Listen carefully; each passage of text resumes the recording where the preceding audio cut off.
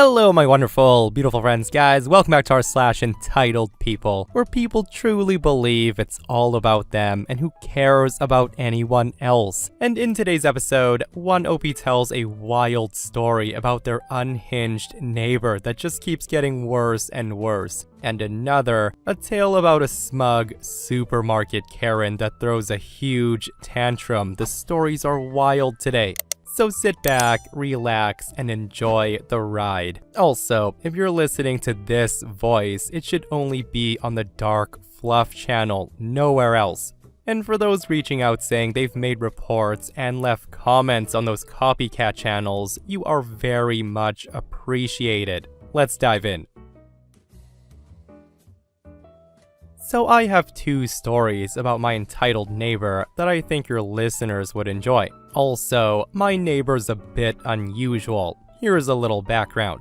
Story number 1. I've been an IT person since 1993, and I have a lot of high-end equipment I use at home. I purchase business-grade equipment often instead of consumer-grade equipment. It's more expensive, but it works a lot better and it has some cool features. So when I moved into my last home we were renting, our landlord also ran a small business. He just had a single computer that he used very rarely for internet access. I was getting fiber optic service installed in the house, so I told him I would set up my equipment, and then, instead of having to pay for DSL, which was very slow, he could just use my Wi-Fi because it would be super fast. So I proceed to get my fiber optic service and then set up my 2 access points on different channels, but with the same name, so you can roam around the house and outside the whole yard and have great coverage. I then take my landlord's computer and I connect it to my Wi-Fi, and he's as happy could be. And here's where this weird entitlement comes in. As part of this, my landlord cancels his internet service, and he sends back the cruddy DSL equipment to the phone provider. A few days later, I hear a bang, bang, bang on my back door. Not front, back door. I open it up and I find my neighbor, aka Ken. I have a confused look on my face and I say, "Oh, hi, Ken." Cue the awkward silence. Ken then says, "Hi, so I wanted to know when you're gonna get your internet fixed." I let him know, "My internet's working fine. Why are you in my backyard?" He then looks around and he says, "I always come through the backyard here. I'm friends with your neighbor on the other side, and I always walk through the backyard as a shortcut. Doesn't matter. Anyways, I'm wanting to know." I then cut him off right there and I say, "Please don't walk through my backyard. My wife will get scared. I also have a Great Dane, and if she's in the backyard, she's not gonna be happy you're just walking in, and I don't want you to get hurt or her to get out." Ken then says to me, "Listen, I don't care about your dog. I want to know why your internet's not working." That's when I let him know my internet's working fine. In fact, I'm using it right now. This is when Ken says, "Well, it's not working for me." At this point, it dawns on me what he's saying. I guess I was slow that day. I thought he came over because his internet wasn't working, and he figured I would know why because mine wasn't working either. He was an older man, kind of gruff with his conversational skills, but it finally dawns on me at this point. So I say to him, "Just to make sure, are you saying your internet's not working, and you're wondering if mine isn't working also?" Ken says to me, "No, my internet was working fine until a few days ago. Now, the Wi-Fi I used to connect to isn't there anymore, but I can see a really strong other Wi-Fi network named Your Wi-Fi." That's when I let Ken know, "Oh, I see. The Wi-Fi you used to connect to was the landlord's Wi-Fi for his business. I didn't know he gave you the password, but he no longer has that service. The only Wi-Fi left in this house is my Wi-Fi." Ken responds, "I see.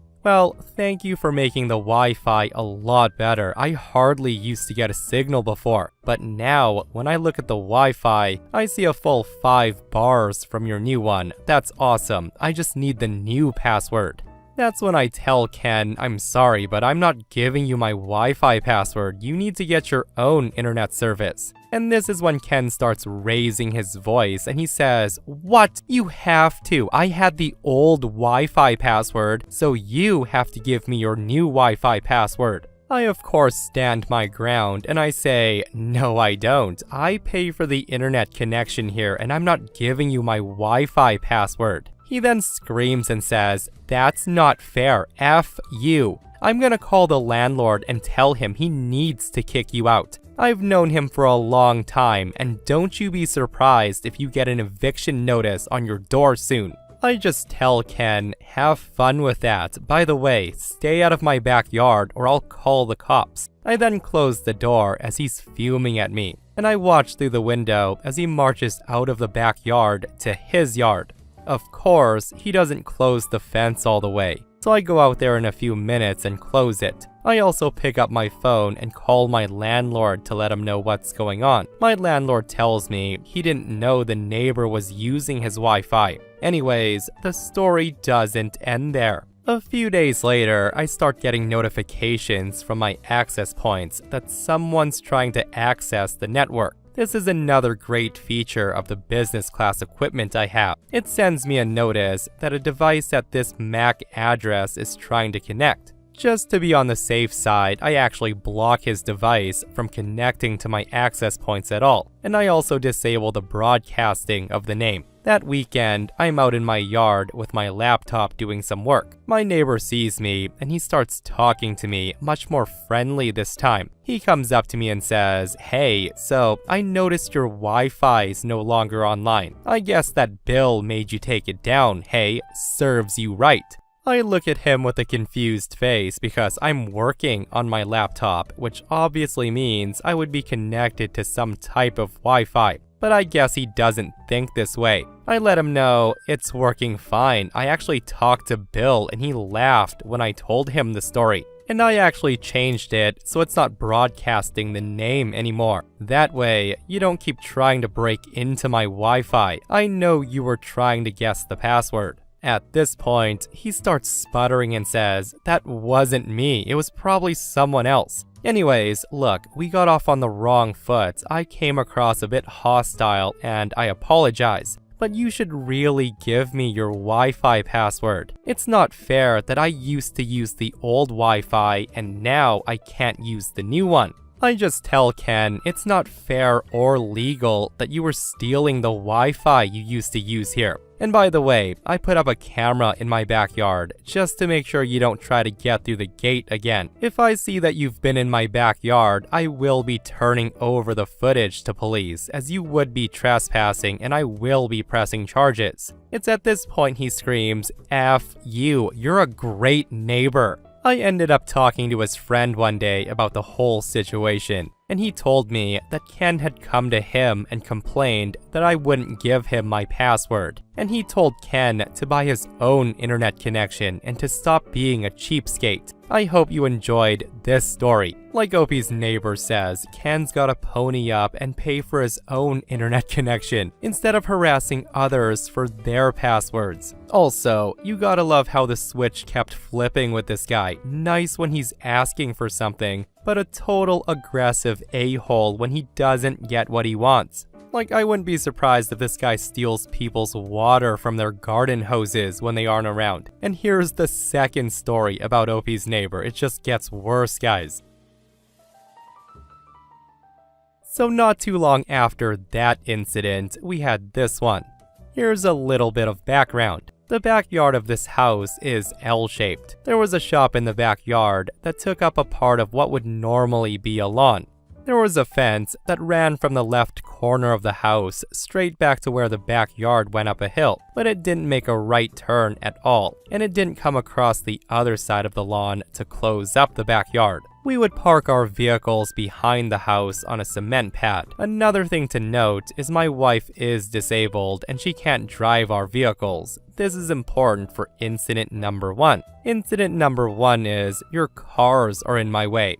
So I'm at work one day and I have my car with me, but our wheelchair accessible van is parked in our parking area behind the house near the back lawn. My wife calls me on this day really upset. The next door neighbor Ken has banged on our back door after I told him to stop going in the backyard. When my wife talked to him through the window, he demanded that we move our van because he needs to get his tractor out of his backyard. Of course, my wife's upset how rude the neighbor is. In addition, I have no clue at all what he's talking about. Why would he need us to move our van in order for him to get his tractor out? She told him that she couldn't drive the van, and after going back and forth with him, she finally closes the window and ignored him, and he went away. So when I got home from work, I went to his house and I talked to him and I find out what's going on. What I find out is that he parks his tractor up the hill at the end of both of our yards. And because of the angle of the hill and it getting higher on his property, the guy always drove his tractor down the hill into my side of the backyard,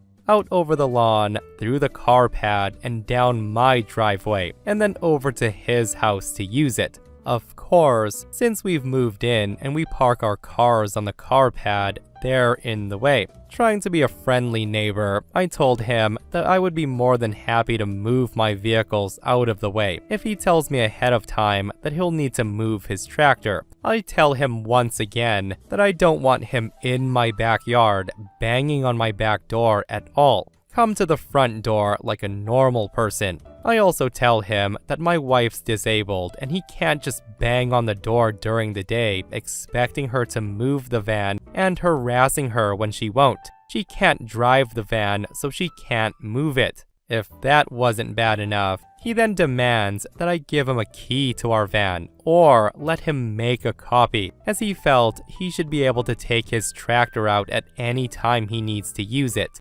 And having our van parked there is not going to work for him. Now, I don't remember what I told him, but I do remember being dumbstruck for a couple of seconds at this completely absurd request. I don't even know why he thought that I was gonna give someone who I hadn't even known very long and already had a nasty run-in with a key to my van. I told him absolutely not. If he needs to get his tractor in or out, he's to call me ahead of time and arrange for it. Other than that, he was straight out of luck. He wasn't happy about the situation and he grumbled and cussed at me for a few minutes. Stuff how he's always done it that way before I moved in. That I've been nothing but trouble since moving in, and again, he'll speak to the landlord to have me evicted. He said he doesn't understand why I don't park my cars somewhere else, and that he should be able to move his tractor in and out without having to arrange with me because it's his tractor, not mine. I reminded him that yes, the tractor is his, but the backyard, the car pad, and driveway are all mine.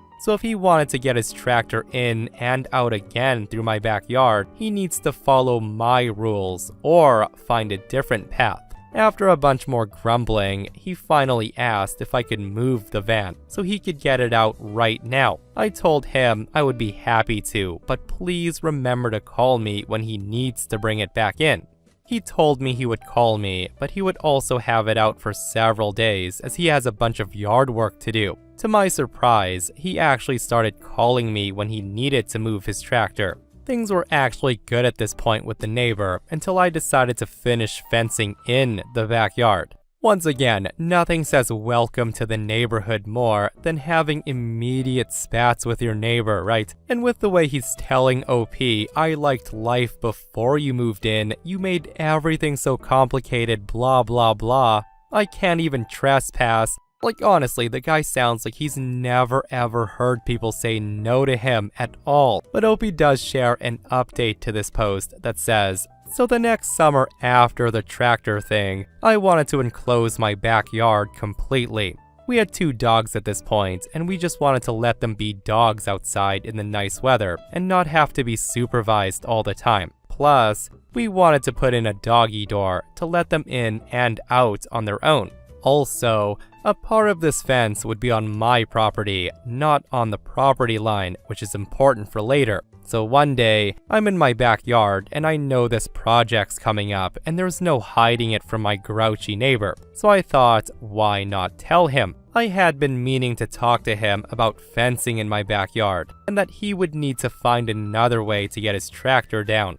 I also know that I could have just said F you to the situation based on my previous run-ins with him, but I'm also the type of person who at least tries to get along with his neighbors. So I go to my fence line and I call for my neighbor. The guy comes walking over closer to me, but I have my Great Dane with me, and the guy doesn't like dogs much, so he stays a bit away from me and the fence. And this is the following conversation that happens. I also want to note, it's been a few years since this took place, so it's not word for word, just the gist of the conversation.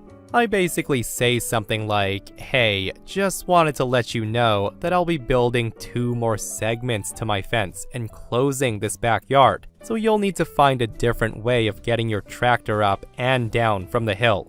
My neighbor Ken responds and says, now why are you doing that? I respond, I want to enclose it so my dogs can play out here and I don't have to worry about them. He then says, I'm not sure why that's my problem that you decided to have dogs. Your dogs are basically making my life harder. You can't put up the fence. I need to drive through your backyard. I tell him, well, it's not your backyard, and I've already gotten it cleared with my landlord, so I'm building the fence. I'm just letting you know that I'm doing it. I'm not asking for your permission. He then says, if you build a fence that blocks me, I will rip it out. To that, I say, if you do that, I'll just have you arrested for trespassing and destruction of property. He then screams at me saying, you can't build a fence. I need to go down into your backyard to get my tractor down. You have to let me keep doing that. I tell him I don't, and I'm not going to. I've now informed you of the fence that's coming. The fence guys will be here in a few days, so you need to get your tractor out now before I build it. He then says, I'm not moving my tractor today. If you build your fence, I will run it over. I tell him, then I will call the cops. I then walk away. He does yell some cuss words at me as I'm walking away, and he keeps yelling that he has the right to use my backyard. I just shake my head, going into my house. The next week, the fence guys that I hire come out and they start digging holes, putting the uprights up, and filling the holes with cement. It takes a couple of days for the cement to dry, so I figured my neighbor would get the hint and move his tractor, but he doesn't. A couple of days later, the fence guys come, and they stretch the chain link fence on the uprights, and they do whatever they need to do to finish the work. They install a gate by my cars, and everything's done. That following weekend, I'm out in my backyard and my dogs are enjoying running around and I'm stress-free because I don't have to keep a constant eye on them. That's when I hear a banging on the fence and I turn to see my neighbor. Of course, the dogs go running at him and he backs off. He starts screaming at me saying, I need to get my tractor today, so what are we going to do? I tell him, I'm not gonna do anything, I warned you. You did nothing, and now you have to find another way to get it down. He then screams even more saying, no, no, no. You're required by law to let me go through your backyard. You're breaking the law by installing this stupid fence. I let him know, I don't think so, but you're welcome to call the cops and explain that to them. Let me know what they say, okay? He then says, I know what I'll do. I will tear down this fence. Since it's on the property line, I own half of this fence. I can do that. I tell him, no you can't. You and I both see that the fence runs from the corner of the house. The property line is actually about where you're standing. I built the fence on my side. He starts arguing saying, no it's not. This is the property line. It's where the fence is. I just let him know, okay, but if you touch that fence, I will call the cops on you just as a warning. After that, he went in the house and he never touched my fence. I did see him get his tractor down by driving over his flower beds and garden, which did make me smile. A month or two later, I did see a survey crew out, so I went and talked to them. Apparently, the neighbor had called the county and he tried to complain about the fence, and he actually tried to find out if he could take it down. They said they would send a survey crew out to mark the property line. Well, they did. And guess what? The property line was right about where I said it was. When the neighbor saw the orange painted markings that clearly show the fence was on my property, the guy lost his mind. He just stopped talking to me for a while, and eventually, he moved out.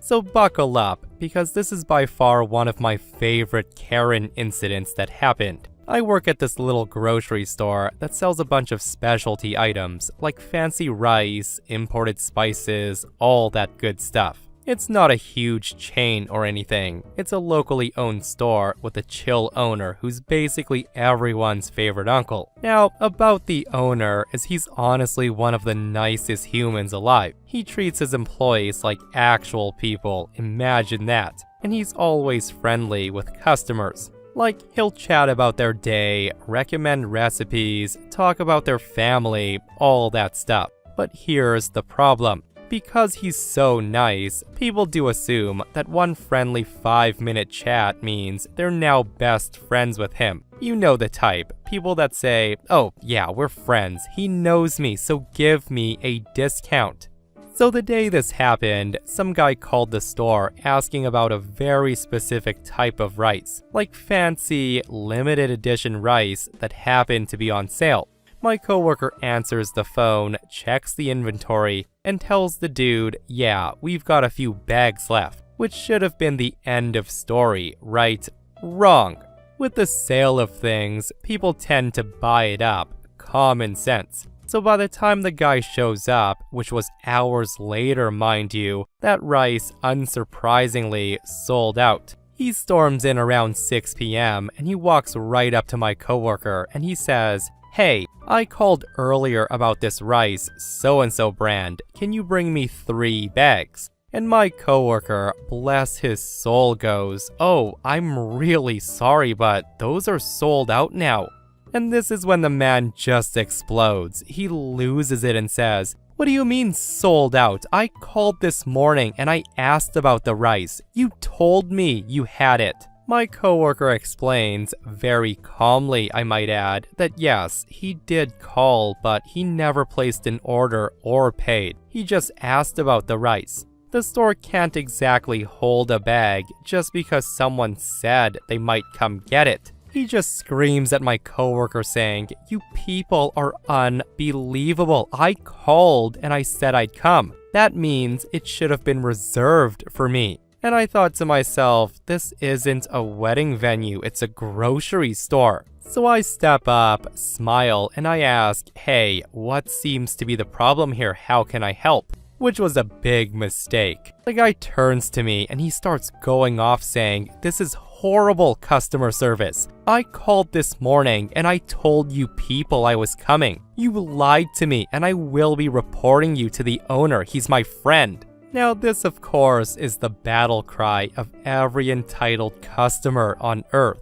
So I ask for clarification because I can't help myself. I say, "Oh, you're friends with the owner." He shouts, "Yes, don't make me call him right now." And I kid you not, the guy whips out his phone and he dials. He then slams his phone on the counter, glares at me and says, "He must be busy, but I'll tell him how rude you are. Just go check your storeroom to see if you have some. I know you have some. Check it again." Right at this point, I'm done. My patience is gone. I've been polite, I've been professional, but this man doesn't back down. I turn dramatically towards the storeroom door. I push the door open, and I say loud enough for everyone to hear, "Hey, the owner's friend is here. He wants so-and-so brand of rice, so bring him a bag." Hearing me say that, the man blinks, and he tells me to lower my voice. But I don't. I cup my hands around my mouth, and I keep going saying, "I said the owner's friend is here. He needs his rice."